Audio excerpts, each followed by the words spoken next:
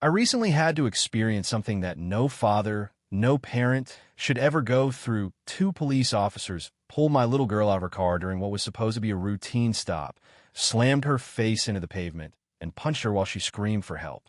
They said she ran a red light. She didn't. They said she resisted. She didn't. And while she cried, cuffed, and bleeding, they laughed like it was some kind of joke. When I got to the scene, her eye was swollen shut, blood streaked down her cheek, and the first words out of her broken mouth were, "They kept hitting me, Daddy." And they laughed.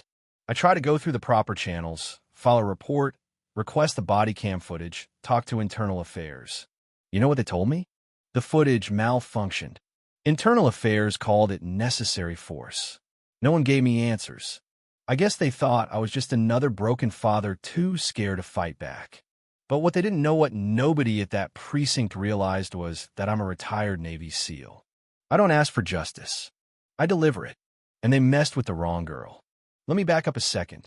The phone rang at exactly 11:42 p.m.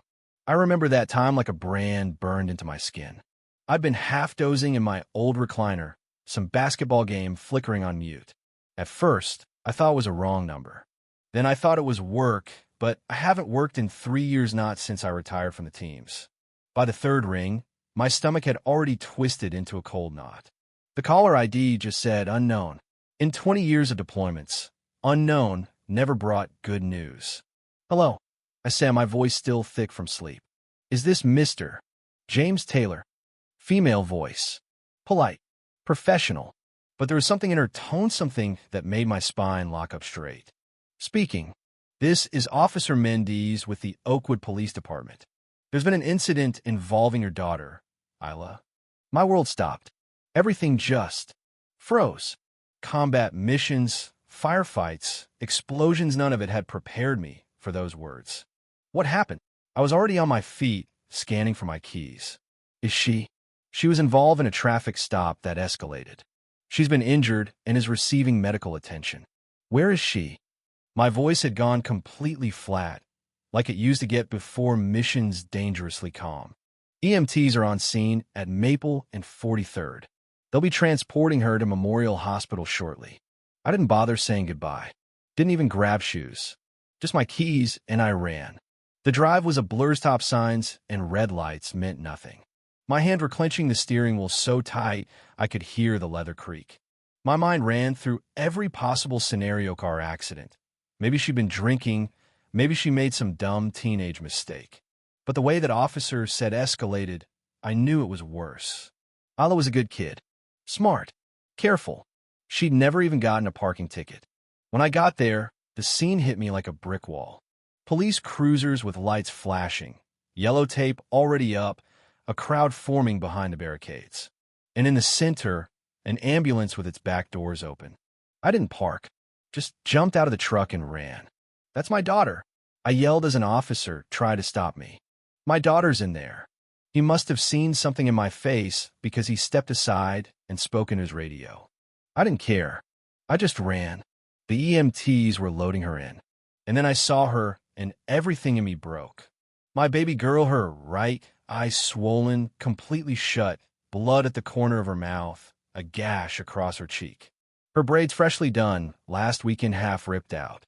"Lila," I choked. "Baby." She turned her head slowly, just enough to look at me with the one eye that could still open. "Daddy," she whispered. I climbed into the ambulance without asking. One of the EMTs, a woman with kind eyes, made room for me. I took Isla's hand. It was cold. So cold. "I'm here," I told her. "You're safe now." Her fingers tightened around mine. "They said I ran a light," she whispered. "I didn't. I swear. I believe you." "They pulled me out of the car," she continued, her voice barely audible. "3 of them. I did everything they said. I wasn't resisting." Rage surged in my chest, hot and suffocating. I swallowed it down. "Not now." She needed calm. One of them twisted my arm behind my back. I thought it would break. Then the big one hit me. The EMT was checking her vitals. I saw the tightness around her mouth. She'd heard this before. "Did anyone help you?" I asked, already knowing the answer. "They laughed," she whispered. "When they hit me, they laughed." Something shifted in me right then. Something deep and dangerous. The kind of shift you don't come back from. They laughed while they hurt my daughter. The ambulance doors shut. The siren wailed. But all I could hear was the low, steady thrum of war drums in my head. I looked into Isla's eyes and made a silent promise. They would pay. I sat beside her in the ER as doctors cataloged every injury. I watched a young woman named Dr. Patel Gentle, thorough document each bruise, each contusion. She dictated in cold clinical terms, but her eyes were on fire. Orbital contusion. Split lip. Possible zygomatic fracture. And then ligature marks on wrist consistent with excessive restraint force. They broke my daughter's ribs, cracked her face, and laughed. After the x-rays, after the morphine finally let Isla sleep, Dr. Patel handed me a business card. This attorney specializes in police misconduct. She's very good. I pocketed it. What about the body cam? I asked. You'll need to request that directly from the precinct, she said. Do it tomorrow morning. Don't give them time to lose it. Next morning, I was at the station before they opened. Isla was sedated, her aunt watching over her. I walked into that precinct like I'd walked into hostile territory before ops. Straight back, ice cold. I need to request body cam footage, I told the desk sergeant. My daughter was assaulted. He barely looked up. Fill this out. I did. Meticulously. Somebody will contact you, he said. When? He shrugged. Body cam footage. You'll need internal affairs. 3rd floor. I took the elevator. The guy I met there, Detective Keller, was sipping coffee and looked like he'd slept in his tie. There was a malfunction, he said. The cameras didn't record. All of them. Sometimes tech fails, especially during physical altercations. My daughter wasn't in an altercation. She was beaten while handcuffed. The officer's reports state she resisted arrest. They've already been reviewed by internal affairs. Appropriate force. It happened last night. Reports were filed immediately.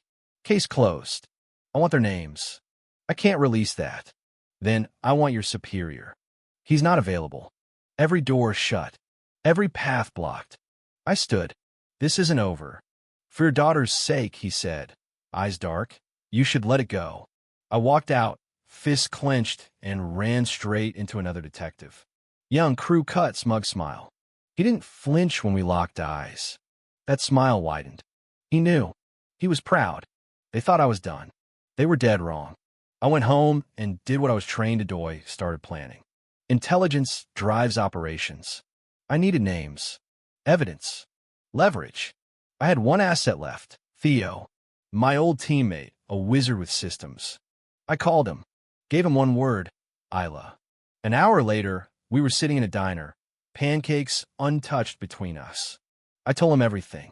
We're getting into that system, I said. He nodded. But we do it smart, quiet, clean. We want to work. 7 days. That was the window. Police precincts keep unflagged body cam footage for 30 days max. But malfunction might mean they already tried to delete it. Theo hacked into their server through an exploit in their outdated infrastructure. What we found made us sick. Not just Isla. Dozens of videos. Same 2 officers, Jenkins and Morales, assaulting kids. Young black men and women. Editing footage. Planting drugs. There was even a folder labeled insurance full of blackmail photos. Bloodied faces, forced signatures, fake charges. $200,000 in extorted hush money. And tucked deep in the backups we found it. Isla's body cam footage. It was exactly as she described.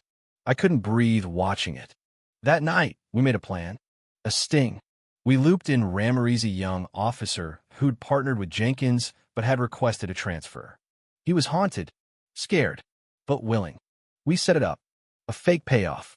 Ramirez wired. A safe house rigged with surveillance. Theo monitoring everything. Shirley guarding Isla in a bunker. And then it happened. They walked into the trap bragging about everything. They even mentioned Isla. If someone talks, one of them laughed, they have accidents.